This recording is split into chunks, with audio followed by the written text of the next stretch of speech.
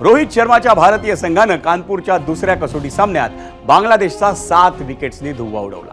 भारतानं या विजयासह 2 कसोटी सामन्यांच्या मालिकेत 2-0 असा निर्भेळ विजय साजरा केला।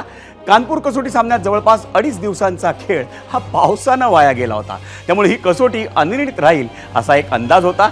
पण पहिल्या डावात अगदी वेगानं 52 धावांची आघाडी घेऊन भारतानं डाव घोषित करण्याचा वेळेवर घेतलेला निर्णय हा कसोटीला कलाटणी देणारा ठरला। भारतीय गोलंदाजांनी आपल्या व्यवस्थापनाचा तो निर्णय 5व्या आणि अखेरच्या दिवशी अगदी अचूक ठरवला। त्यांनी चौथ्या दिवशीच्या 2 बाद 26 धावांवरून बांगलादेशचा दुसरा डाव अवघ्या 146 धावात गुंडाळला। जसप्रीत बुमराह, रविचंद्रन अश्विन आणि रवींद्र जडेजानं प्रत्येकी 3 फलंदाजांना माघारी धाडलं, त्यामुळे भारतासमोर विजयासाठी अवघं 95 धावांचंच आव्हान होतं। यशस्वी जयस्वाल आणि विराट कोहलीनं तिसऱ्या विकेटसाठी 48 धावांची भागीदारी रचून भारताला विजयाच्या दिशेनं नेलं। यशस्वी जयस्वालनं 45 चेंडूत 8 चौकार आणि 1 षटकारासह 51 धावांची खेळी उभारली।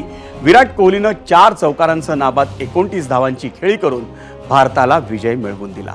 तो विजय केवळ बांगलादेशवरचा नव्हता, तर तो वेळ आणि पावसावरही होता। त्यामुळे या विजयासाठी भारतीय संघाला शाबासकी देतानाच कसोटी दर्जाला साजेशी फलंदाजी आता लुप्त होत चालली आहे का, याचाही एक विचार मनात डोकावतोय।